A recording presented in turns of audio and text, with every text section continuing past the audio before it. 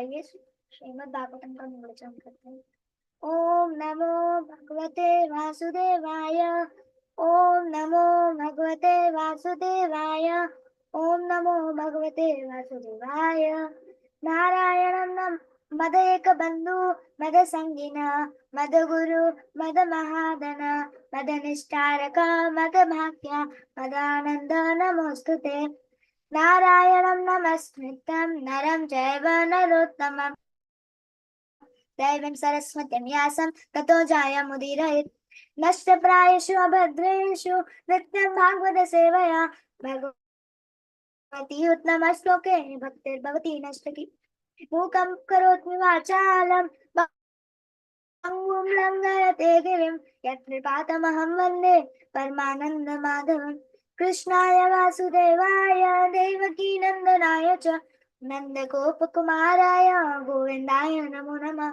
नमः पङ्कजनाभाय नमः पङ्कजमालिने नमः पङ्कजनेत्राय नमस्ते पङ्कजाङ्घ्रे।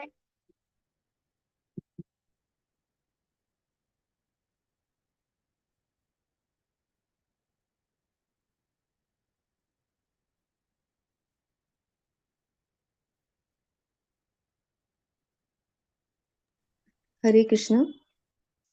जो लोग पढ़ना चाह रहे हैं प्लीज हैंड रेज कर लीजिएगा। पहले पंकज बख्शी माता जी आपका वो प्रश्न हम ले लेते हैं। पंकज बख्शी माता जी आप हैं?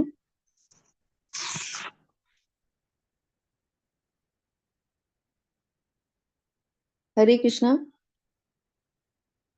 ठीक है, बाद में ले लेंगे जब आ जाएंगी माता जी तब। बिमला माता जी आप पढ़िएगा। हरे कृष्णा माता जी। हरे कृष्णा माता जी। उषित्वा हस्तिनापुरे मासान् कतिपयान् हरिः हृदयं च विशोषकार्ये शचुषस्य प्रियकाम्यया। श्री हरि अपने संबंधियों को सांत्वना देने तथा अपनी बहन सुभद्रा को प्रसन्न करने के लिए कुछ महीने हस्तिनापुर में रहे। तात्पर्य: कुरुक्षेत्र युद्ध के बाद एवं युधिष्ठिर के सिंहासन रूढ़ होने पर श्री कृष्ण अपने राज्य द्वारका के लिए प्रस्थान करना था, लेकिन महाराज युधिष्ठिर को अनुग्रहित करने पर तथा भीष्म देव पर विशेष अनुग्रह करने के लिए भगवान कृष्ण पांडवों की राजधानी हस्तिनापुर में रुके रहे। भगवान ने संतप्त राजा को सांत्वना देने तथा अपनी बहन सुभद्रा को प्रसन्न करने के लिए भी रुकने का निश्चय किया। सुभद्रा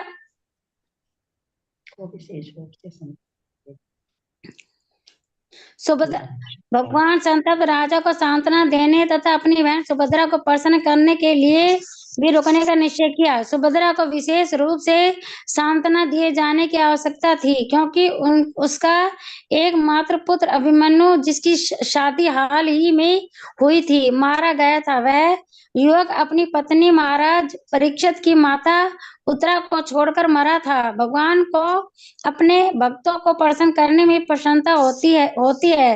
केवल उनके भक्त ही उनके संबंधियों की भूमिका अदा कर सकते हैं। भगवान तो परम पूर्ण है। हरे कृष्णा माता जी। हरे कृष्णा। तो यहाँ जैसे पिछले श्लोक में हम लोगों ने पढ़ा था कि भगवान की शरण में जैसे युधिष्ठिर महाराज थे, तो हस्तिनापुर का जो राज्य था वो फल फूल रहा था। अब भगवान को माता जी स्क्रीन पे दिखाइएगा उसको। अब भगवान हस्तिनापुर से जा रहे हैं। तो हरि का यहाँ पे अर्थ क्या है? हरि का जनरली अर्थ भी हम लोग लेते हैं कि वो दुख को हरने वाले हैं। तो यहाँ पर भी भगवान को यही बता रहा था कि हरि अपने संबंधियों को सांत्वना देने और अपनी बहन सुभद्रा को प्रसन्न करने के लिए कुछ महीने हस्तिनापुर में रहे। तो इस तरह से हम लोग देख रहे हैं कि जो भगवान है किसी को भी, चाहे उनके संबंधी हो या नहीं हो, दुख के हरने वाले ही हैं वो। तो जो भगवान है, तब उनकी जो बहन है सुभद्रा है, तो सुभद्रा को के ऊपर भी इतना कष्ट आया है। अब सुभद्रा को ही छोड़ दें, बाकी लोग भी हैं, द्रौपदी हैं, बाकी और भी जो संबंधी थे उनके, जो उनके प्रेमी थे, तो वो सब भी उनको बहुत चाहते थे। तो उनका वियोग को वो भी नहीं सहन कर पा रहे थे। तो कुछ समय युधिष्ठिर महाराज ने ही उनको कहा था कि आप कुछ समय के लिए यहाँ रुक जाइए, तो वो उनका प्रस्ताव स्वीकार करके वहां रहे और फिर अब जाने के लिए तैयार हो रहे थे। गांधारी का भी इसमें वर्णन आ रहा है कि गांधारी भी के इनके भी 100 पुत्र मारे गए थे, उनको भी दुख था। तो इस तरह से हम जो लीला देखते हैं भगवान की, तो चैतन्य महाप्रभु के रूप में भी जब आए थे तो रामानंद राय और जो उनके गदाधर पंडित सार्वभौम भट्टाचार्य थे, तो चैतन्य चरितमृत में आता है कि जब वो भगवान का साथ, भगवान उनसे कहते हैं कि नहीं अब आपको यहाँ रुकना है, अब आपको हमारे साथ आगे यात्रा नहीं करनी है, तो वो बेहोश हो जाते थे। मतलब उनका इतना प्रेम रहता था भगवान से कि वो उनका वियोग सहन नहीं कर पा रहे थे। अब यहाँ एक बात हम लोगों को ज्यादा ध्यान देने की है कि वियोग किनका वो सहन नहीं कर पा रहे हैं।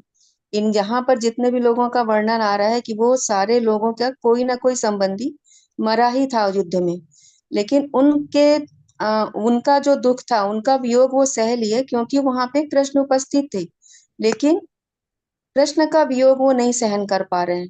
तो ये कितनी शुद्ध चेतना वाले लोग हैं, लेकिन अभी हम लोगों की वो स्तर नहीं है। अभी हम लोग अभी भौतिक देह को ही अपना मान करके, भौतिक जो शरीर है हमारा, उसी से हम लोग रिलेट करते हुए इतने दुखी हो जाते हैं कि हम लोग भगवान को ही भूल जाते हैं। तो यहाँ एक चीज का आचार्य बताते हैं कि ये बहुत समझने वाली बात है कि वो लोग अपने दुख को भूल गए थे, लेकिन जो कृष्ण का वियोग है वो सहन वो नहीं कर पा रहे थे। इसमें फिर आगे यही है कि सुभद्रा को विशेष रूप से सांत्वना दिए जाने की आवश्यकता थी, क्योंकि उसका एकमात्र पुत्र अभिमन्यु, जिसकी शादी हाल में ही हुई थी, मारा गया था। वह युवक अपनी पत्नी महाराज परीक्षित की माता उत्तरा को छोड़कर मरा था। भगवान को अपने भक्तों को प्रसन्न करने में प्रसन्नता होती है। ये भी बहुत इंपॉर्टेंट लाइन है कि भगवान अपने भक्तों की प्रसन्नता में ही प्रसन्न होते हैं।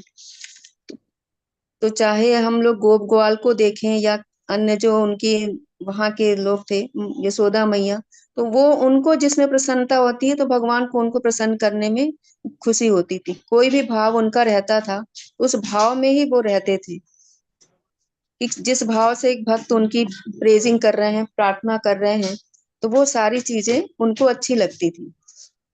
ऐसा नहीं कि कोई आर्टिफिशियल हो जाए।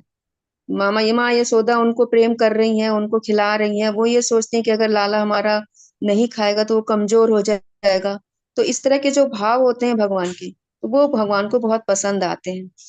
तो इस तरह से इसमें ये बता रहा है कि भगवान को अपने भक्तों को प्रसन्न करने में प्रसन्नता होती है। तो लीलाओं के माध्यम से भी भगवान अपना ये प्रसन्नता अनुभव करते रहते हैं और भक्तों को भी वो प्रसन्नता देते रहते हैं। केवल उनके भक्त ही उनके संबंधियों की भूमिका अदा कर सकते हैं। भगवान तो परम पूर्ण है। तो भगवान के जो भक्त हैं, जो पार्षद बनने योग्य हो जाते हैं, शुद्ध भक्त जो होते हैं, वही भगवान की लीला में पार्ट करते हैं। तो हम लोगों को भी अपना ऐसी चेतना रखनी है कि हम लोग भी भगवान की शुद्ध भक्ति कर सकें। शुद्ध भक्ति करने पर ही हम भगवान के पार्षद या भगवान की जो लीलाएं हैं उनमें हम प्रवेश कर पाते हैं। तो ये जो हम लोग का इस्कॉन का हम लोगों का प्रभुपाद जी ने जो दिया हुआ है, प्रभुपाद जी ने जो तात्पर्य इसमें लिखे हुए हैं, तो एक एक तात्पर्य प्रभुपाद जी का बहुत ही हम लोगों को कृष्ण की ओर ले जाने वाला है।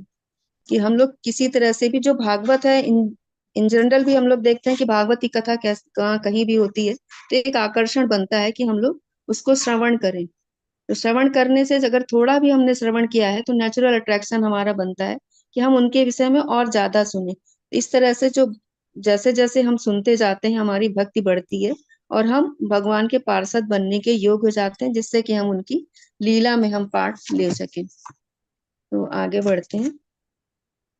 किसी और को कुछ ऐड करना हो या कुछ बोलना हो तो बोल सकते हो। हरे कृष्ण माता जी, मेरा एक सवाल था। हाँ बताइए बताइए। माता जी, मेरे को ये प्रश्न पड़ता है कि देखो, कुंती महारानी ने भी भगवान को रुकने के लिए रिक्वेस्ट किया, मतलब प्रार्थना की कि रुको।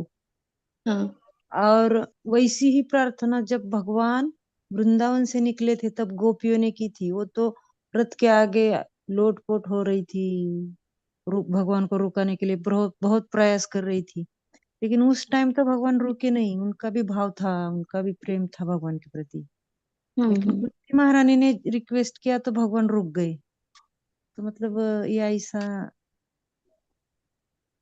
माता जी वहां पर कुछ कार्य के लिए भगवान को आगे आना था। ये अभी हमने आचार्यों से ऐसा प्रश्न कभी सुना नहीं है तो जो नहीं हम नहीं अपनी समझ नहीं से माता आंसर जी, दे रहे हैं। मेरे मन हाँ में आया है ऐसा जस्ट हाँ मतलब ठीक है माता जी, अगर आप सेटिस्फाइड नहीं होंगे तो फिर हम लोग आचार्यों से और प्रभु जी आएंगे तो उनसे पूछ सकते हैं, या सीनियर भक्त आएंगे तो उनसे पूछ सकते हैं। ठीक है माता जी। जब मथुरा से वृंदावन से मथुरा के लिए आए तो उनका कोई प्रयोजन था।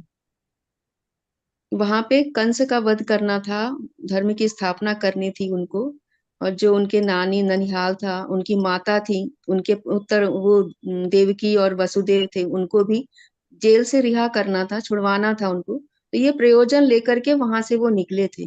तो जब वो निकल रहे थे तब गोपियों का तो अपना था कि हम इनसे दूर नहीं रहना चाह रहे। वहां पर ऐसी कोई भावना नहीं थी कि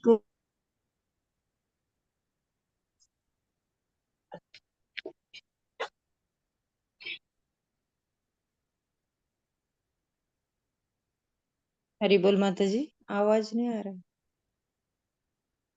हरे अगर हम कृष्ण। देखें तो यहाँ पर युद्ध की विभीषिका थी। युद्ध के बाद बहुत से लोगों ने अपने संबंधियों परिजनों को खोया था।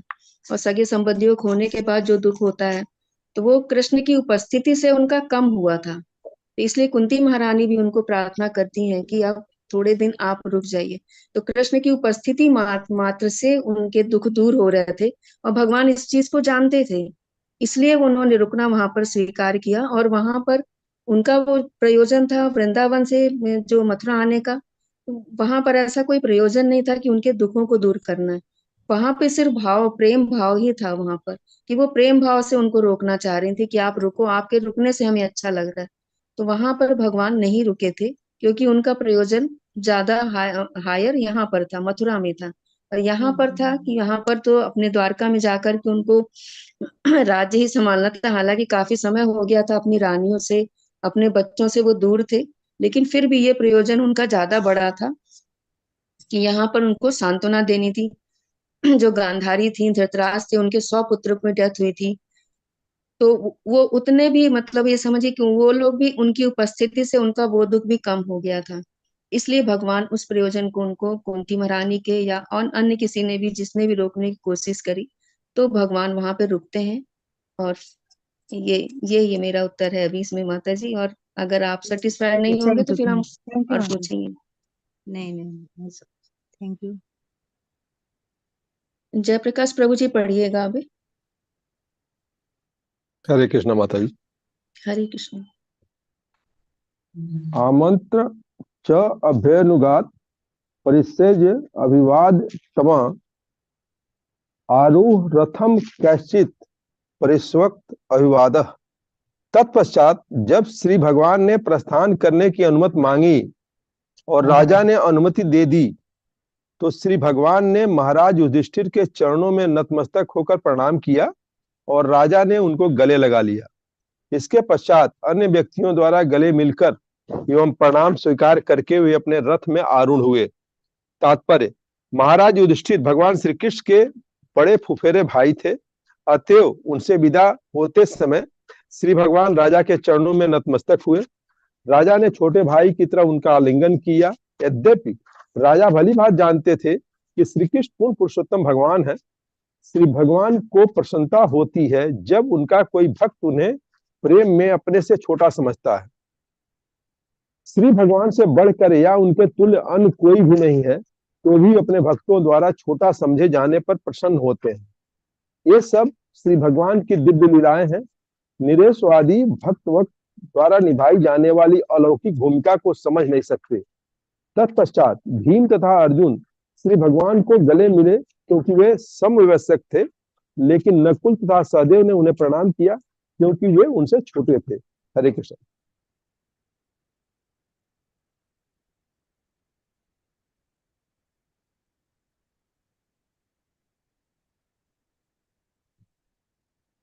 माता जी हरे कृष्ण। आवाज नहीं आ रही है। सॉरी माता जी, म्यूट करना भूल गए थे। अब इस श्लोक में अब भगवान प्रस्थान करने की अनुमति मांग रहे हैं, और एक व्यवहार की भी शिक्षा इसमें हमको मिल रही है कि जब राजा से अनुमति मांग रहे हैं और राजा ने अनुमति दे दी, तो भगवान ने महाराज युधिष्ठिर के चरणों में नतमस्तक होकर प्रणाम किया। तो प्रभुपाद जी ने भी तात्पर्य में इसको कोट किया है कि भगवान कृष्ण के बड़े फुफेरे भाई थे युधिष्ठिर महाराज, तो उनसे विदा होते समय भगवान राजा के चरणों में नतमस्तक हुए। तो भगवान भी यहाँ पर बता रहे हैं कि हमको अपना व्यवहार किस तरह से करना है, भले ही हम कितनी भी बड़ी पोस्ट में हो या कैसे भी हो, लेकिन अगर हमारे सामने कोई हमारा बड़ा है, कोई वरिष्ठ हमारे सामने है, तो हमको उनके चरण वंदन हमको करना है। राजा ने छोटे भाई की तरह उनका आलिंगन किया, यद्यपि राजा भली भांति जानते थे कि कृष्ण पूर्ण पुरुषोत्तम भगवान है। अब युधिष्ठिर महाराज तो पार्षद ही है भगवान के, तो वो तो जानते थे भगवान की पोजीशन क्या है, लेकिन लोक व्यवहार जो कुछ है वो भी उन्होंने पूरी तरह से निभाया और उनको उठा करके गले से लगाया। भगवान को प्रसन्नता होती है जब उनका कोई भक्त उन्हें प्रेम से अपने से घटकर समझता है। तो भगवान भी जो भाव रहते हैं जिसके, अब जैसे यहाँ युधिष्ठिर महाराज उनके बड़े भाई हैं और कुंती महारानी उनकी बुआ लग रही हैं, और बाकी जो भी हैं, जो द्रौपदी है उनकी सखी है, और जैसे माता यशोदा का ही हम लोग भाव देखते हैं कि वो पुत्र के रूप में उनको प्यार करें, गोप ग्वाल बाल जो भी हैं, तो वो उनको अपने सखा के रूप में प्रेम कर रहे हैं। इस तरह से जो उनका भाव रहता है, जो भाव में ही अपने रहते हैं, तो वो भगवान को बहुत पसंद आता है। ऐसा नहीं कोई आर्टिफिशियल नहीं करना कि ये भगवान है तो हम भगवान मान करके ही इनको करें, तो वो चीज फिर प्रेम में आदान प्रदान नहीं हो पाता। और इसको आचार्य बताते हैं कि यही रागानुगा भक्ति होती है, कि हम भगवान को भगवान ना समझकर अपना जो संबंधी है उसके हिसाब से हम उस रिलेशन को जीते हैं। भगवान से बढ़कर उनके समान अन्य कोई भी नहीं है, तो भी वे अपने भक्तों द्वारा छोटा समझे जाने पर प्रसन्न होते हैं। जैसे असमर्थ हम लोगों ने पढ़ा था कि भगवान के बराबर या उनसे ऊपर कोई नहीं है, लेकिन जब कोई उनको अपने से छोटा समझता है, उनकी फिक्र करता है, उनको ध्यान रखता है इस तरह से, या व्यवहार में लेकर के आता है इस तरह से, तो भगवान को भी ये सब चीजें बहुत अच्छी लगती हैं। ये सारी जो है भगवान की दिव्य लीलाएं होती हैं। निर्विशेषवादी भक्त भगवत भक्त के द्वारा निभाई जाने वाली अलौकिक भूमिका भी समझ नहीं सकते। तो अब जो निर्विशेषवादी हैं वो क्या सोच रहे हैं कि वो ये जगत जो है दुखों का घर है, इससे मुक्त होने के लिए वो लोग निर्विशेष ब्रह्म ज्योत में विलीन होना चाहते हैं। तो अब निर्विशेष ब्रह्म ज्योत में जब विलीन होना चाह रहे हैं, तो वहां पर कोई आदान प्रदान नहीं हो पाता। जैसे कोई भाव का आदान प्रदान होना होता है तो वो नहीं हो पाता है। जब वो शरीर मान ही नहीं रहे हैं, भगवान को निराकार मान रहे हैं, तो किस तरह से वो आदान प्रदान करेंगे। तो वो लोग इन चीजों को कभी भी नहीं समझ पाते। वो सोचते हैं कि हम ब्रह्म में विलीन हो जाएंगे तो हम सुखी हो जाएंगे, और ये कभी समझ नहीं पाते कि भगवान से आदान प्रदान करने में कितना आनंद मिलता है, कितना सुख प्राप्त हो रहा है। तो ये कभी भी ये मायावादी लोग नहीं समझ पाते। तत्पश्चात भीम तथा अर्जुन भगवान को गले मिले क्योंकि वे समवयस्क थे, लेकिन नकुल तथा सहदेव ने उन्हें प्रणाम किया क्योंकि वे उनसे छोटे थे। तो पूरा जो व्यवहार था उन लोगों का, जैसा रिलेशन में थे, तो वो लोग वैसा ही व्यवहार वो लोग करते थे। हरे कृष्णा। कोई और भी कुछ ऐड करना चाहे इसमें तो? हरे कृष्णा। हरे कृष्णा। हाँ, क्योंकि ये धरातल पे भगवान मानवी शरीर में आए थे, तो यहाँ की जो समाज में व्यवहार करना है, नियम है, वो तो पालन करने के लिए भगवान ने ऐसा किया कि बड़ों से ऐसा आदर दिया, और छोटे लोग, छोटे जो थे उनसे गले लगाए, मतलब ऐसा। तो भगवान ने ये हमारे लिए सीख दिया है कि आगे भी ऐसा ही होना चाहिए, ये रिवाज हाँ है, जी माता जी, भगवान अपनी लीलाओं के माध्यम से हम लोगों को शिक्षाएं ही देते हैं। देते हैं। हरि बोल।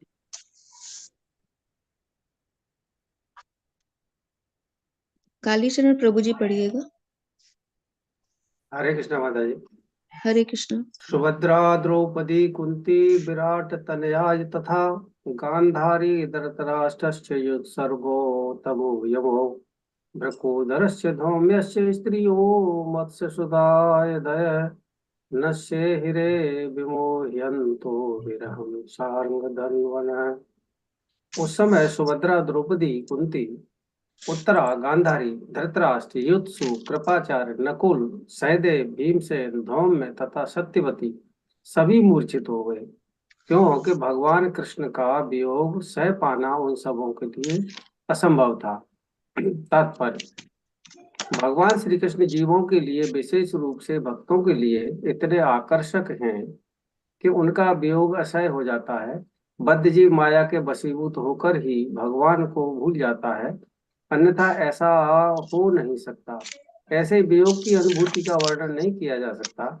उसका अनुमान केवल भक्त ही कर सकते हैं। वृंदावन तथा सीधे साधे ग्रामीण ग्वाल वालों, बालिकाओं, स्त्रियों तथा अन्यों से श्री कृष्ण का वियोग सबों को आजीवन आघात पहुंचाता रहा, और अत्यंत प्रिय गोप कुमारी राधा रानी का वियोग तो अवर्णनीय है।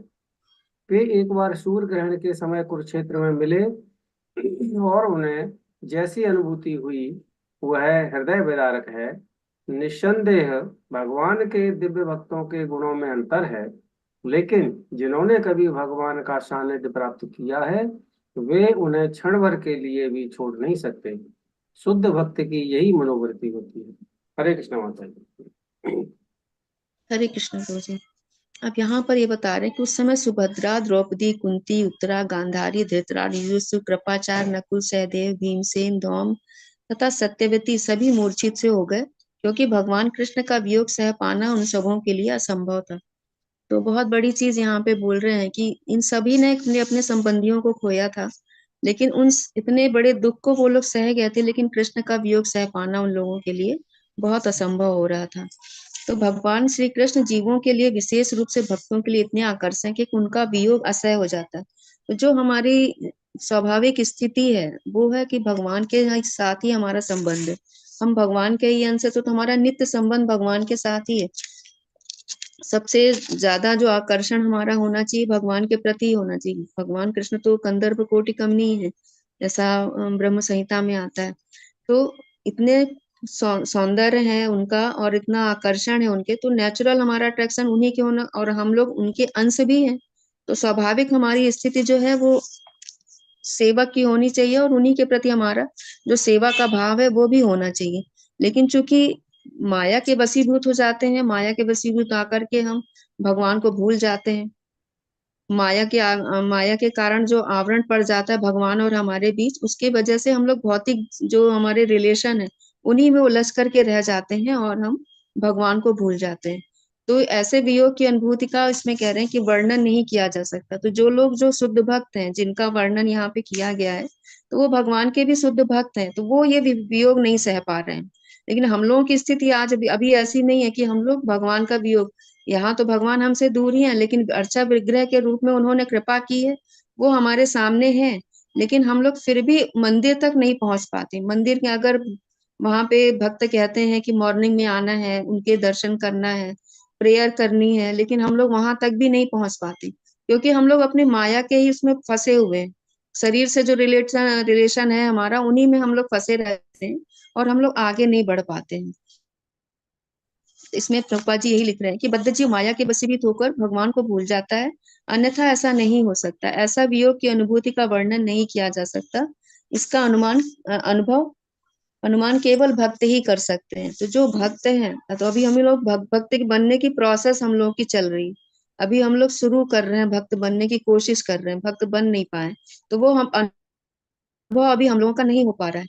लेकिन जो भक्त हैं जिनका वर्णन यहाँ पे किया गया है, तो ये लोग जो चाहे इसमें गांधारी हो, वो भी जानती हैं कि गांधारी, धृतराष्ट्र, कि यहाँ पे कृष्ण की वजह से ये सारा सब कुछ हो रहा है। वो कृष्ण को दोष भी देती थी, लेकिन फिर भी वो आंतरिक रूप से भगवान को भक्त थी, और ये जो दुख था उनका वियोग का, वो सहन नहीं कर पा रही थी।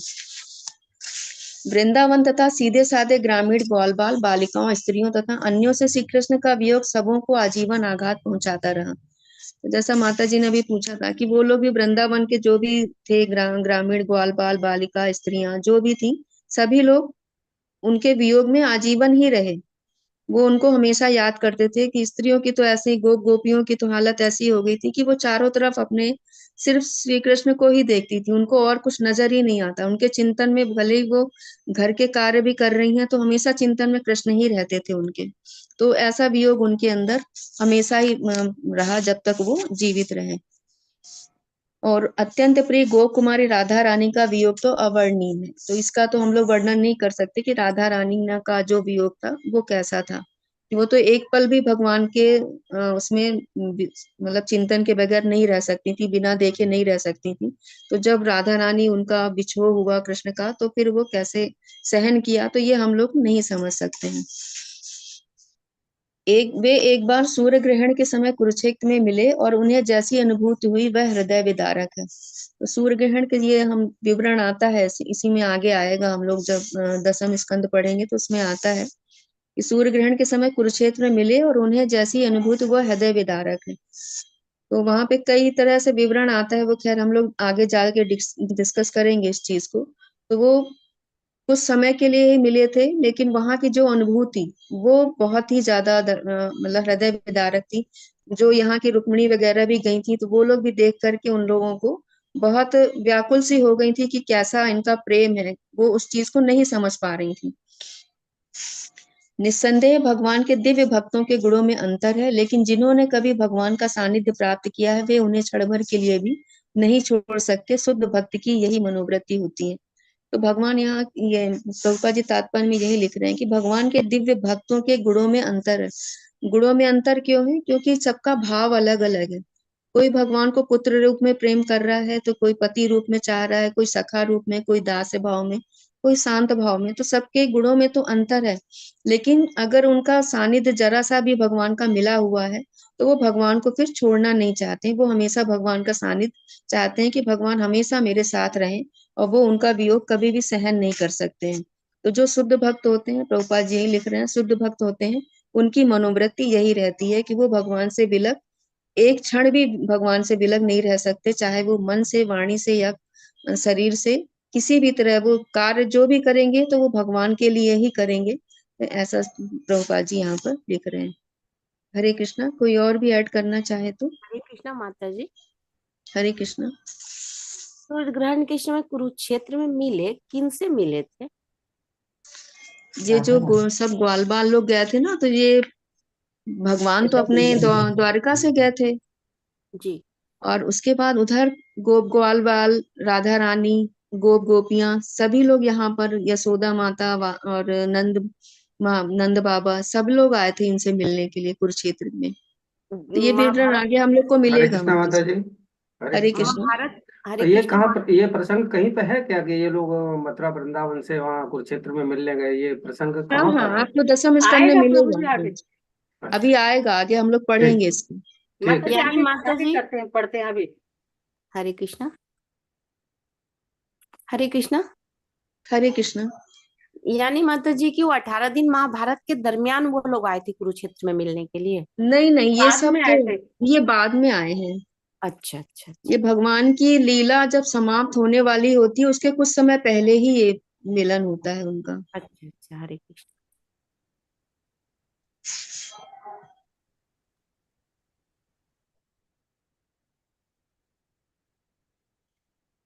राशि माता जी पढ़िएगा।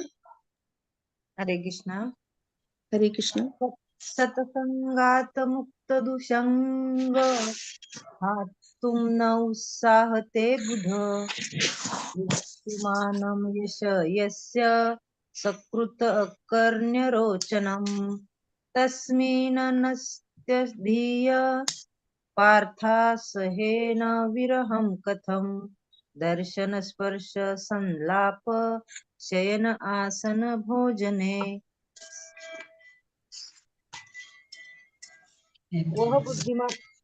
वह बुद्धिमान जिसने शुद्ध भक्तों की संगति से परमेश्वर को समझ लिया है और भौतिक कुसंगति से अपने को छुड़ा लिया है, वह भगवान के यश को सुनने से चूकेगा नहीं। उनसे चाहे उनके विषय में एक ही बार क्यों न सुनना हो, तो भला पांडव उनके वियोग को कैसे सह पाते, क्योंकि वे उनसे घनिष्ठता पूर्वक संबंधित थे। वे उन्हें साक्षात अपने समक्ष देख रहे थे, उनका स्पर्श कर रहे थे, उनसे बात करते थे और उन्हीं के पास सोते उठते बैठते तथा भोजन करते थे। तात्पर्य श्रील प्रभुपाद द्वारा। जीव की स्वाभाविक स्थिति अपने से वरिष्ठ को सेवा करना है। उसे इंद्रिय तृप्ति की विभिन्न अवस्था में माया की आज्ञाओं का पालन करने के लिए बाध्य होना पड़ता है, और इंद्रियों की सेवा करने में वह कभी थकता नहीं। यदि वह थक भी जाए तो माया उससे इंद्रियों को सेवा करने के लिए निरंतर बाध्य करती है, और सभी संतुष्ट नहीं होते और कभी संतुष्ट नहीं होती। ऐसे इंद्रिय तृप्ति व्यापारों का कोई अंत नहीं है और बद्ध जीव छूटने की आशा के बिना ऐसी सेवा में उलझ रहता है।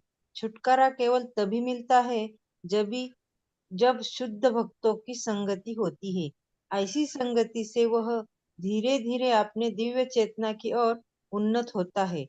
इस प्रकार वह जान सकता है कि उनकी शाश्वत स्थिति भगवान की सेवा करने के लिए है।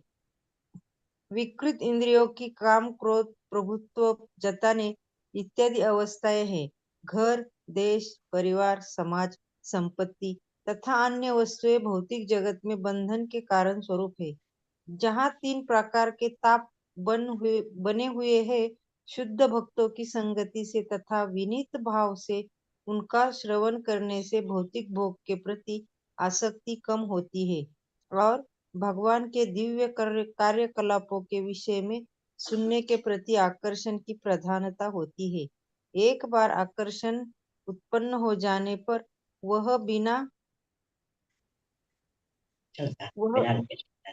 वह बिना रुके चलता रहता है। जिस प्रकार बारूद की आग, ऐसा कहा गया है कि श्री हरि दिव्य रूप से इतने आकर्षक है कि जो आत्म साक्षात्कार द्वारा अपने आप में संतुष्ट है और वास्तव में सारे भव बंधन से मुक्त हो चुके हैं, वे कभी भगवान के भक्त बन जाते हैं।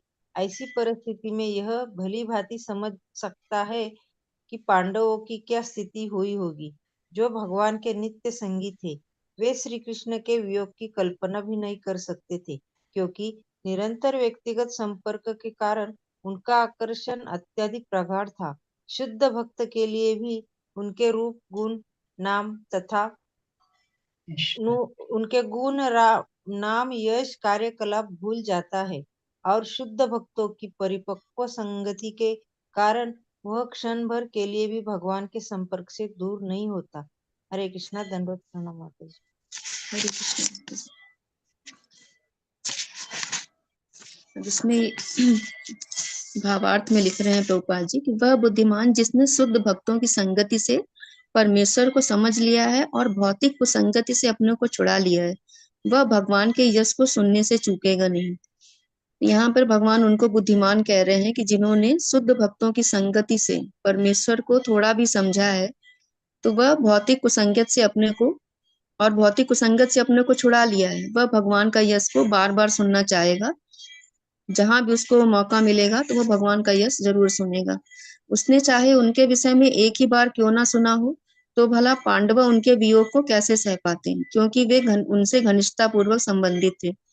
तो जब कोई भी भक्त, जैसा कि अभी हम लोग हैं कि थोड़ा भी अगर हम लोगों ने सुना, अगर यहाँ पे हम लोग जो भागवत पढ़ रहे हैं तो वो सुखदेव गोस्वामी जी का भी हम लोगों ने सुना था पहले जब पढ़े थे कि वो भगवान के निर्विशेष स्वरूप की तरफ ही आकृष्ट थे। लेकिन जब व्यासदेव ने जिन अपने भक्तों को, अपने शिष्यों को भेजा था कि भगवान का जो एकाध श्लोक है उनको श्रवण करा देना बस, तो वो जैसे ही उन्होंने सुना था और वो अट्रैक्ट हो गए थे भगवान की लीलाओं को जानने के लिए, और फिर वापस आए और व्यासदेव जी से उन्होंने पूरी भागवत सुनी थी। तो उसी तरह से जो भी व्यक्ति एक बार भी सुन लेता है तो भगवान की तरफ आकृष्ट होता है और जानने की उसकी इच्छा होने लगती है। तो यहाँ पर पांडवों के लिए यही कहा जा रहा है कि वो लोग तो बहुत घनिष्ठ संबंधी थे भगवान के, तो वो लोग कैसे फिर इनका वियोग को सह पाते। वे उन्हें साक्षात अपने समक्ष देखते थे, उनका स्पर्श करते थे, उनसे बातें करते थे और उन्हीं के पास सोते, उठते, बैठते तथा भोजन करते थे। तो जैसे कि वो हम लोग ने देखा था, चाहे हस्तिनापुर में हो या खांडव में जब गए या फिर जंगल वनवास के समय पे था, तो भगवान का नित्य साथ उनको मिलता रहा है बराबर। तो वो लोग तो हमेशा उनके साथ ही रहे, भोजन करना, खाना, उठना बैठा, जो उनकी क्रियाएं थी वो सब उनके साथ हो रही थी। तो नित्य जब उनके साथ है तो स्वाभाविक अट्रैक्शन तो था ही उनको, तो और ज्यादा घनिष्ठ संबंध हो जाता है। तो वो कैसे फिर उनको छोड़ पाते, तो इसको यहाँ पर विवरण कर रहे हैं। और प्रभुपाद जी तात्पर्य में फिर लिख रहे हैं कि जीव की स्वाभाविक स्थिति अपने से वरिष्ठ की सेवा करना है। उसे इंद्रिय तृप्ति की विभिन्न अवस्थाओं में माया की आज्ञाओं का पालन करने के लिए बाध्य होना पड़ता है और इंद्रियों की सेवा करने में वह कभी थकता नहीं है। तो जीव की जो वास्तविक स्थिति है वो सेवा करना है। तो जो हमारा धर्म है जीव का, जो वास्तविक हमारा धर्म है वो सेवा का ही है, कि प्रेम करना, सेवा करना। सेवा हम तभी कर पाएंगे जब हमारे अंदर प्रेम होगा, तभी हम सेवा कर पाते हैं। जैसे चीनी का धर्म होता है मीठा लगना, नमक का धर्म है नमकीन, तो वो धर्म उनसे नहीं हटाया जा सकता। उसी तरह से जीव की जो स्वाभाविक स्थिति है, अपने से वरिष्ठों की सेवा करना या किसी की भी सेवा करना, तो सेवा करना ही उसका जीव की जो स्वाभाविक स्थिति है वो होती है। और माया की आज्ञाओं का पालन करने के लिए वो बाध्य भी रहता है, कि वो माया उसको यहाँ के जो चकाचौंध है, इंद्रिय तृप्ति के साधन है, संसाधन है, उनमें वो उतना उलझ जाता है कि उनके लिए वो कर्म करता जाता है। वो सेवा भी करता जाएगा, अपने परिवार की, समाज की, देश की, जिसकी भी सेवा उसको मिलेगी वो करता जाएगा, और उसमें थकता भी नहीं है। अगर वो थक भी जाता है तो माया उसे इंद्रियों की सेवा करने के लिए निरंतर बाध्य करती रहती है, कि अभी ये कार्य करना है, अभी ये कार्य करना है, अभी यहाँ जाना है या वहां जाना है, इसके लिए करना है, या बच्चों के लिए करना है, या समाज के लिए करना है, अपने पत्नी के लिए करना है, भाई बंधु जो भी हैं संबंधी हमारे, उनके लिए करना है। तो ये निरंतर वो बाध्य रहता है कि वो क्रियाओं में उलझा ही रहता है, निरंतर बाध्य करती है, और वह कभी संतुष्ट नहीं होती। तो इंद्रियां भी कभी संतुष्ट नहीं होती। अगर हम एक चीज को खा भी रहे हैं तो ऐसा नहीं है कि हम उसको खाने के बाद अब हम ऐसा सोच लें कि नहीं, अब ये चीज हमें नहीं खानी जीवन में, तो ऐसा नहीं होता। कुछ समय बाद हमारी फिर पुनः इच्छा होने लगती है कि ये हमको उसको ग्रहण करना है, या सिनेमा देखना है, या अन्य चीजें हैं जो आजकल यूट्यूब वगैरह भी हैं। तो ये चीजें ऐसी हैं कि वो हमें निरंतर अट्रैक्ट करती रहती, हम उससे छुटकारा नहीं पा पाते हैं। ऐसे इंद्रिय तप्त व्यापारों का कोई अंत नहीं है, और बद्ध जीव छूटने की आशा के बिना ऐसी सेवा में उलझा रहता है। छुटकारा केवल तभी मिलता है जब शुद्ध भक्तों की संगति होती है।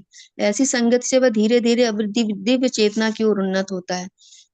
तो ये इंद्रिय तृप्ति का जो संसाधन है वो हमको फंसाए ही रहते हैं, लेकिन जब कोई भी शुद्ध भक्त हमारी संगत में आता है, वो हमें कुछ बताता है और हमारे कानों में श्रवण के माध्यम से हृदय में वो उतरता है, तो हम समझ पाते हैं कि हाँ, हमारी वास्तविक स्थिति क्या है और हमको क्या करना है। तब फिर हमारी जो भक्तों की संगति से धीरे धीरे जो दिव्य चेतना है हमारी, जो सच्चित आनंद का स्वभाव है हमारा, जो भगवान के हम सेवक हैं, वो स्वभाव हमारा, हम धीरे धीरे उसके लिए फिर प्रयास करते हैं और धीरे धीरे हम उस ओर बढ़ते हैं। इस प्रकार वह जान सकता है कि उसकी शाश्वत स्थिति भगवान की सेवा करने के लिए है, विकृत इंद्रियों की काम, क्रोध, प्रभुत्व जताने की इत्यादि की इच्छा पूर्ति के लिए नहीं है। तब वह अपनी स्वाभाविक स्थिति को समझ पाता है कि हमारा जो स्वभाव है वो भगवान की सेवा करने के लिए है। हम बेकार की चीजों में अपना समय हमको नहीं गंवाना है। भौतिक समाज, मित्रता तथा प्रेम, काम, वासना की विभिन्न अवस्थाएं हैं। घर, देश, परिवार, समाज, संपत्ति तथा अन्य वस्तुएं भौतिक जगत में बंधन के कारण स्वरूप हैं, जहाँ 3 प्रकार के ताप बने हुए हैं। त्रितापों के बारे में हम लोगों ने कई बार डिस्कस भी किया है कि त्रिताप हम लोगों को मिलते ही रहते हैं। तो हम ये इन चीजों में अगर उलझे भी रहते हैं, घर है, देश है, परिवार, समाज, संपत्ति, चाहे अन्य वस्तुएं, तो इनमें जितना ही हम उलझते जाते हैं तो ये हमारा भौतिक जगत में बंधन का कारण बनती रहती है। निरंतर हम उसी में उलझे रह जाते हैं। और शुद्ध भक्तों की संगति से तथा विनीत भाव से उनका श्रवण करने से भौतिक भोग के प्रति आसक्ति कम होती है। तो जब शुद्ध भक्तों की संगति हमको मिलती है और श्रवण हम करते हैं, और अगर हमारे अंदर कोई जिज्ञासा आ भी रही है तो विनीत भाव से हम उनको पूछते भी हैं, तो जो हमारे संशय रहते हैं हमारे मन के, तो वो सब दूर भी होते हैं। तो इसे श्रवण के माध्यम से और विनम्रता होनी चाहिए, तभी हम ये भक्तों की संगति को प्रॉपर तरीके से हम ग्रहण कर पाते हैं, और जो भौतिक भोगों के प्रति हमारी आसक्ति है वो कम होती है और भगवान के प्रति हमारा आकर्षण बढ़ता है। भगवान के दिव्य कार्यकलापों के विषय में सुनने के प्रति आकर्षण की प्रधानता होती है। एक बार आकर्षण उत्पन्न हो जाने पर वह बिना रुके चलते रहता है। तो जब भगवान, तो कहते हैं ना कि हमको भगवान की तरफ एक कदम आगे बढ़ाना है और भगवान 100 कदम चल के हमको पकड़ मतलब हमारा हाथ थाम लेते हैं। तो वैसी ही स्थिति होती है हमारी कि हम भगवान के रूप के बारे में जितना श्रवण करते हैं तो धीरे धीरे हमारा आकर्षण बढ़ने लगता है, और फिर कृष्ण जब हमको पकड़ लेते हैं तो फिर हमारा उनसे संबंध हमारा बनने लग जाता है। धीरे धीरे जो हम लोग जप वगैरह करते हैं, तो जैसे हम हरे कृष्ण महामंत्र का जाप करते हैं, 108 माला या 108 राउंड कर रहे हैं, उसमें मोतियों में कर रहे हैं, तो वो हमारा एक एक मोतियों के साथ जो हमारा मंत्र चल रहा है, वो धीरे धीरे हमारा जो भगवान के साथ संबंध है उसकी तरफ बढ़ाने शुरू हो जाता है। जैसे जैसे हम जब हमारे शुद्ध होते जाते हैं तो भगवान के साथ जो हमारा आदान प्रदान है वो हमको फिर धीरे धीरे समझ में आने लगता है। वो उसमें जो 3 अवस्थाएं हम लोग पढ़ते हैं कि 3 अवस्थाएं होती है। एक अपराध युक्त जो जप होता है और फिर नामाभास होने लगता है। तो जैसे अपराध मुक्त होकर के जब हम जप करते हैं तो हमको भगवान के नाम में ही भगवान का एहसास होने लग जाता है। और फिर उसके बाद फिर जैसे जैसे नामाभास हमको होगा तो हम शुद्ध नाम जप की ओर बढ़ जाते हैं कि शुद्ध नाम जप हमारा होने लगता है। तो जैसे जैसे हम ये नाम जप भी करते हैं तो हमारी जो संबंध है भगवान की तरफ वो हमारा और मजबूत होते जाता है, प्रगाढ़ हो जाता है। एक बार आकर्षण उत्पन्न हो जाने पर वह बिना रुके चलता रहता है, जिस प्रकार बारूद की आग। ऐसा कहा गया है कि श्री हरि दिव्य रूप से इतने आकर्षक है कि जो आत्म साक्षात्कार द्वारा अपने आप में संतुष्ट है और वास्तव में सारे भवबंधनों से मुक्त हो चुके हैं, वे भी भगवान के भक्त बन जाते हैं। कि जो लोग निर्विशेष ब्रह्म ज्योति की आराधना करते हैं, अपने हृदय में आत्म साक्षात्कार कर चुके होते हैं, वो अपने आप में आत्माराम हो जाते हैं, वो अपने आप में ही संतुष्ट हो जाते हैं। वो सारे जो भव बंधन रहते हैं उनसे भी मुक्त हो जाते हैं। और तो वो उनके लिए भी कहा जा रहा है कि वो भगवान का आकर्षण इतना दिव्य रहता है कि वो भी भगवान के फिर भक्त बन जाते हैं। और ऐसी परिस्थिति में यह भली भांति समझा जा सकता है कि पांडवों की क्या स्थिति हुई होगी, कि जो कि भगवान के नित्य संगी रहे हैं तो उनकी स्थिति क्या होगी। वो तो वियोग की कल्पना भी नहीं कर पा रहे थे कि हम कैसे कृष्ण के बगैर रह पाएंगे, क्योंकि निरंतर व्यक्तिगत संपर्क के कारण उनका आकर्षण अत्यधिक प्रगाढ़ था। शुद्ध भक्त के लिए उनके रूप, गुण, नाम, यश, कार्यकलाप आदि का स्मरण इतना आकर्षक होता है कि वह संसार के सारे रूप, गुण, नाम, यश, कार्यकलाप भूल जाता है। और शुद्ध भक्तों की परिपक्व संगति के कारण वह क्षण भर के लिए भी भगवान के संपर्क से दूर नहीं होता। तो इसमें इंपॉर्टेंट बात प्रभुपाद जी यही लिख रहे हैं कि शुद्ध भक्तों की परिपक्व संगति के कारण वह क्षण भर के लिए भी भगवान के संपर्क से दूर नहीं होता। तो हमें निरंतर शुद्ध भक्तों के संगत में ही रहना है। अगर बहुत से लोग ऐसे होते हैं कि शुरुआत में किसी परेशानी की वजह से भगवान की तरफ आकर्षण होता है, भक्तों के संग से वो नाम जप भी करने लग जाते हैं, और जैसे जैसे उनकी स्थिति में सुधार होता है और उनका मन फिर हटने लग जाता है, फिर वो भौतिक चकाचौंध में फिर आ जाते हैं और फिर अपना जो पुराना ढर्रा रहता है उनका उसी में चलने लग जाते हैं। तो अगर हमारी शुद्ध भक्तों की संगत रहती है तो भक्त हमेशा सदैव हमको इस बात के लिए चेताते रहेंगे कि हमको करना क्या है, हम कहाँ गलतियां कर रहे हैं। उन गलतियों को सुधारते हुए फिर हम आगे बढ़ते जाते हैं और भगवान से हमारा संबंध प्रगाढ़ हो जाता है। हरे कृष्णा। और कोई कुछ ऐड करना चाह रहा है?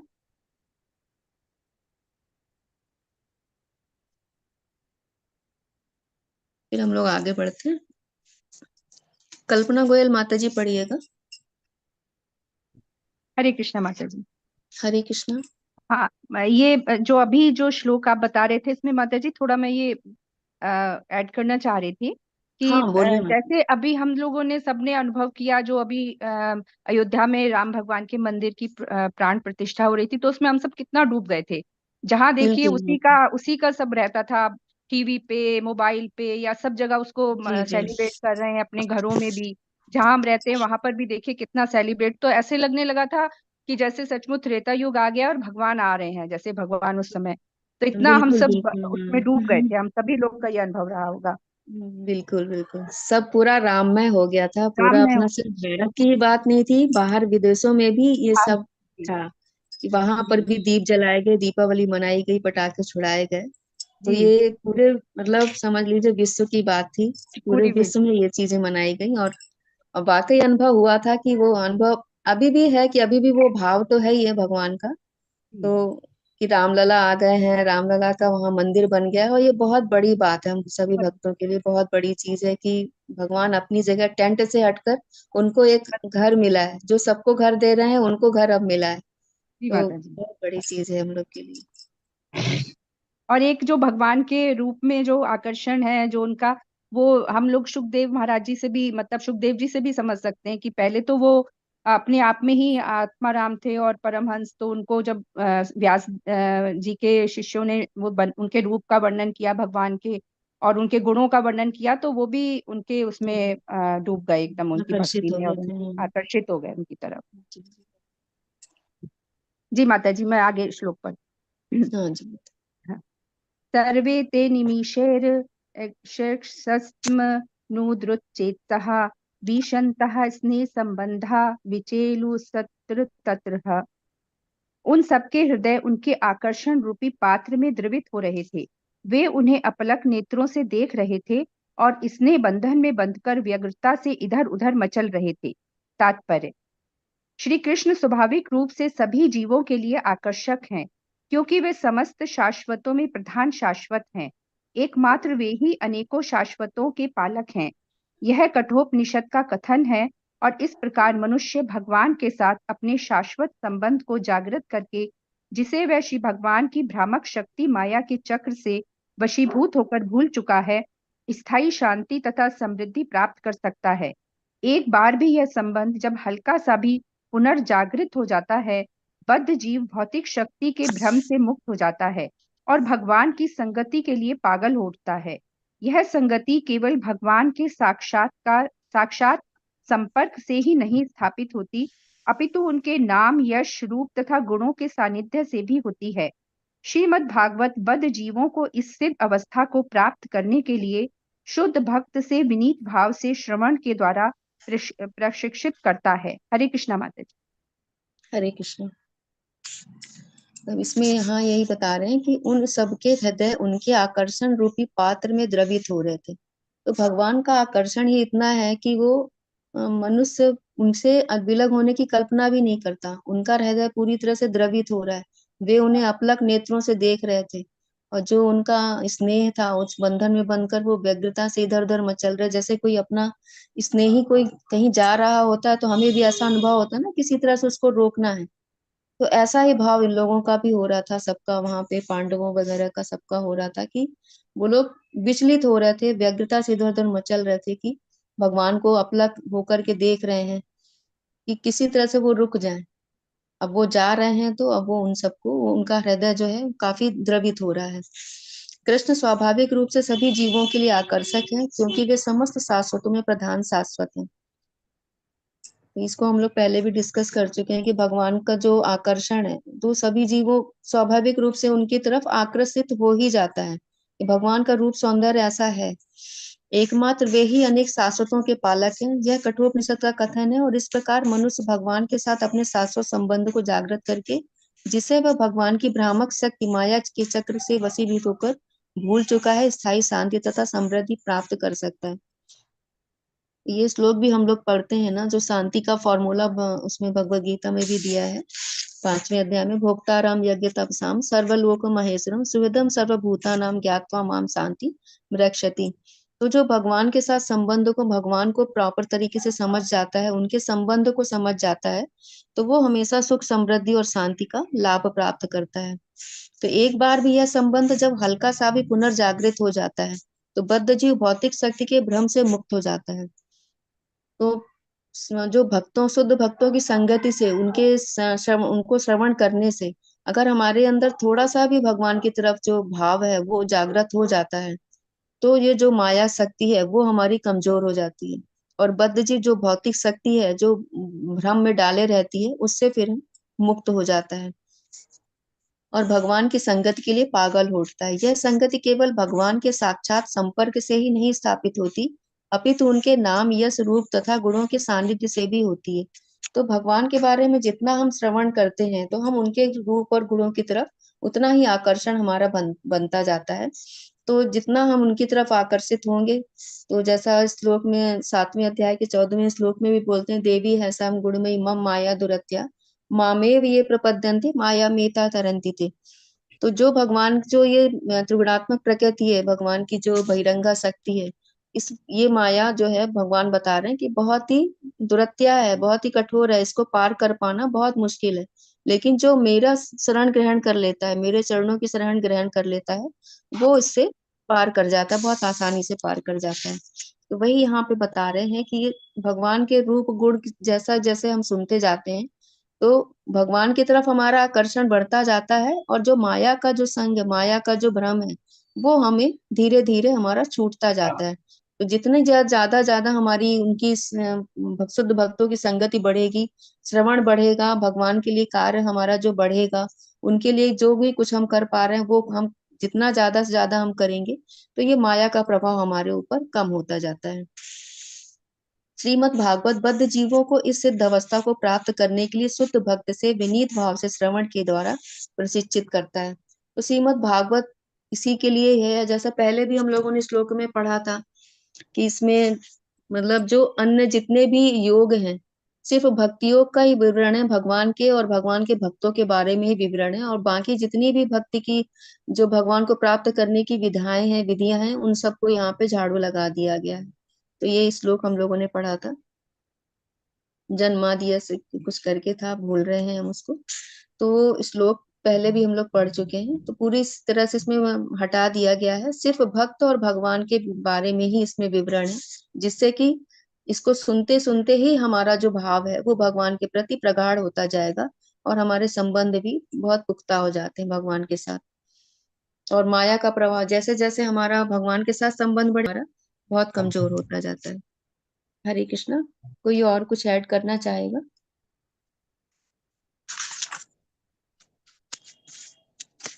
हरे कृष्णा माता जी। हरे कृष्णा। ये बात आपने बिल्कुल अक्षरता सही कहा है। जैसे जैसे इस संगत में आदमी आता है तो नेचुरली उसके तरफ बढ़ता जाता है। जैसे मैं अपने बारे में बताऊं, पहले किसी तरह से 2 माला होता था और आज जो है लगातार आज जो है 19 माला तक कर लेते हैं। तो ये भी एक सतत प्रयास का ही नतीजा है, और चूंकि आनंद आता है और एक तृप्ति का एहसास होता है, ये सबसे बड़ी बात। हरे कृष्णा माता। आचार्य बताते हैं कि ये जो भागवत लिखा गया है। हरे कृष्ण। हाँ जी, मैं कह रही थी मेरे क्वेश्चन का भी जरा डिटेल में समझाइए। हाँ माता जी, बस इसको पूरा कर लें, बस कर लें। तो ये आचार्य बताते हैं कि ये भागवत भी जो है, जो हमारे शुद्ध भक्त हैं, जो हमारे जो आचार्य रहे हैं, इनके अंदर के अनुभव हैं, जो आनंद का अनुभव उन्होंने किया है वही आनंद हमको भी देना चाह रहे हैं। तो ये प्रभुपाद जी ने इतना जो लंबा तात्पर्य लिखे हैं प्रभुपाद जी, तो वो सब हम लोगों को भी आनंद देना चाहिए। जो आनंद वो अनुभव कर रहे हैं वही आनंद हम लोग भी अनुभव कर पाए। लेकिन हम लोगों की बुद्धि इतनी विकसित नहीं है कि प्रभुपाद जी के तात्पर्य पढ़ के भी हम लोग समझ लें। तो हमको उन आचार्यों के द्वारा हमको इनको भी समझना होता है। तो जब उनके द्वारा समझते हैं तब हम वास्तविक रूप से इसको समझ पाते हैं। और वो जो आनंद आचार्य लोग अनुभव कर रहे हैं उसका भी अनुभव हम लोगों को धीरे धीरे होना शुरू होता है। हरे कृष्ण। हाँ माता जी, हम आपका प्रश्न ले रहे थे। माता जी आपने उसको तो लाइन भी अंडरलाइन भी किया था उसको, उसमें है प्रश्न तो हमें याद नहीं है। इसमें ये था कि परम पूर्ण की अनंत। आप म्यूट है माता जी, आप म्यूट है। माता जी अपनी आवाज खोलिए, म्यूट है आप, फोन पे हैं। अच्छा जी। तो जीव के मूल धाम में प्रविष्ट होने का अर्थ, तो इसका आंसर तो यही है ना, परम पूर्ण की अनंत शाश्वतता में प्रविष्ट होने या लीन होने का अर्थ है जीव के मूल धाम में प्रविष्ट होना। ये तो एक लाइन में दिया ही हुआ है आंसर। लेकिन आपने आंसर दिया था सभी जीव ईश्वर के परम व्यक्तित्व के ही अंश, अतः वे उनसे सेवक और सेवे भाव से शाश्वत रूप से संबंधित हैं। ये इसका आंसर कैसे हुआ बताइए? जीव के मूल धाम में प्रविष्ट होने, मूल धाम में हम लोग जब प्रविष्ट कब होंगे? जब हमारा जो शाश्वत संबंध है भगवान का, हम लोग उसको पुनरुजागृत कर लेंगे। तो प्रभुपाद जी ने तात्पर्य में यही लिखा है कि जीव के मूल धाम में प्रविष्ट होना। जीव के मूल धाम में प्रविष्ट होने का अर्थ क्या है? वे उनसे सेवक तथा सेव भाव से शाश्वत रूप से संबंधित हो जाएंगे। तो जो उनका जो संबंध है, वास्तविक संबंध है जो उनका, उसको जागृत कर लेंगे। जो चैतन्य चरितामृत में भगवान ने बोला है, जीवेर स्वरूप है कृष्णेर नित्य दास। जीव का जो स्वरूप है कृष्ण के नित्य दास है। तो भगवान को हमको सेव्य मानना है, हमको अपना दास मानना है। हम उनके दास हैं, तब हम उनको जो मूल धाम है उनमें हम तभी प्रविष्ट हो पाएंगे। जी अच्छा, तो ये लाइन ऐसे करके दी है ना, परम पूर्ण की अनंत शाश्वतता में प्रविष्ट होने का या लीन होने का अर्थ है जीव के मूल धाम में प्रविष्ट होना। मूल धाम में हम तभी प्रविष्ट हो पाएंगे जब हम अपनी वास्तविक स्थिति से परिचित हो पाएंगे। इसी को प्रभुपाद जी ने आगे लिखा हुआ है, अतएव वे उनसे सेवक तथा सेव्य भाव से शाश्वत रूप से संबंधित है। यही अच्छा। माता जी हमने लिखा था उसमें। आपने ये आंसर दिया कि सेवक हाँ और सेव्य भाव से शाश्वत रूप से संबंधित है। ये हाँ मूल जीव के मूल धाम में प्रविष्ट होने का कारण ये है, सेवक और सेव्य भाव से शाश्वत रूप से संबंधित है, ये आंसर होगा उसका। जी जी माता जी, हम लोग सेवक है ना भगवान के। अच्छा जी, अच्छा। दास भाव जब अब तक हमारे अंदर आएगा नहीं, तो तब हम भगवान के जो मूल धाम है, गोलोक धाम है, हम वहां पे प्रविष्ट नहीं हो सकते। अच्छा अच्छा, दास भाव जब आ जाता है तभी हम, अच्छा, इसलिए हाँ, भगवान के जो मूल धाम है वहां पर तो प्रविष्ट हो वो पाते। जीव के मूल धाम में प्रविष्ट होने का कारण है दास से भाव से, जब हम भगवान के सेवक होते हैं, ये सेवक, कारण। हाँ, हम अपने जो स्वाभाविक स्थिति है उसको स्वीकार कर लेंगे। जी जी, अच्छा अच्छा। मैंने तो वो ऊपर की लाइन तो मुझे सीधी लगी कि यही आंसर हो सकता अच्छा। है, बट हाँ हाँ, और एक जो वही उसमें आपने लिखा था युधिष्ठिर वाले में कि उन्होंने जब भीष्म पितामह के देहांत के बाद क्या सोचा, तो उसमें वैसे तीनों चीजें आ सकती है, क्योंकि वो उनके पितामह थे, उनसे प्रेम करते थे, और तीसरा ये था कि अब ऐसे भगवत भक्त नहीं मिलेंगे जिनसे कि, तो इसमें ऊपर के तीनों भी आ सकते हैं। मेन तो नहीं मुझे माता जी, पता है कि उन्होंने यही जब सोचा था नहीं कि अब माता जी, ऐसे जो व्यक्ति नहीं तात्पर्य मिले। तात्पर्य तात्पर्य आप पढ़ेंगे प्रभुपाद जी का, तो उसमें स्पष्ट रूप से प्रभुपाद जी ने इसको कोट भी किया था कि वो जी आचार्य जो इसका एक्सप्लेन करते हैं, कि वो यही बताते हैं कि वो तो पार्षद थे, भीष्म पितामह भी पार्षद हैं, और ये भी पार्षद हैं युधिष्ठिर महाराज भगवान की, जो अभी अभी अभी भी हम लोगों ने तात्पर्य पढ़ा कि वो जानते थे कि ये भगवान है, पूर्ण पुरुषोत्तम भगवान है ये। हाँ तो हाँ वो हाँ। भीष्म पितामह कोई भी स्थिति को जान रहे हैं, तो वो भी ये समझ रहे हैं कि भीष्म पितामह अब जा रहे हैं, लेकिन उनको भक्त के रूप में वो ज्यादा मान रहे हैं, बजाय अपने पितामह के वो भक्त के रूप में वो ज्यादा मानते हैं उनको।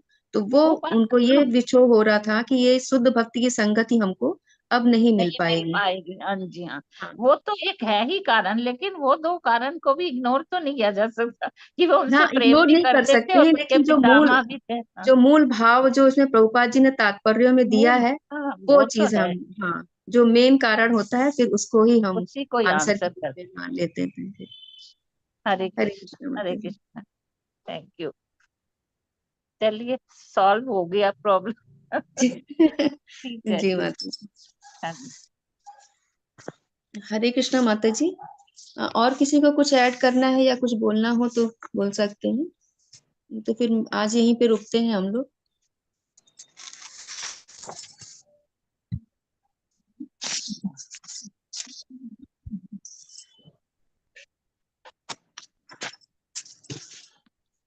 हरे कृष्णा। अनुपम चंपक लता माता जी हैं आप? हरे कृष्णा माता जी। हाँ, मीटिंग एंड करते हैं फिर। ठीक है माता जी।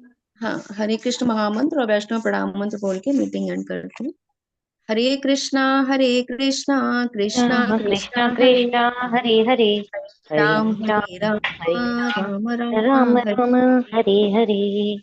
वाञ्छाकल्पतरुभ्यश्च कृपा कल्पतरुभ्यश्च सिन्धुभ्य एव च एव च पतितानां पतितानां पावनेभ्यो पावनेभ्यो वैष्णवेभ्यो नमो वैष्णवेभ्यो नमः। नमो नमः।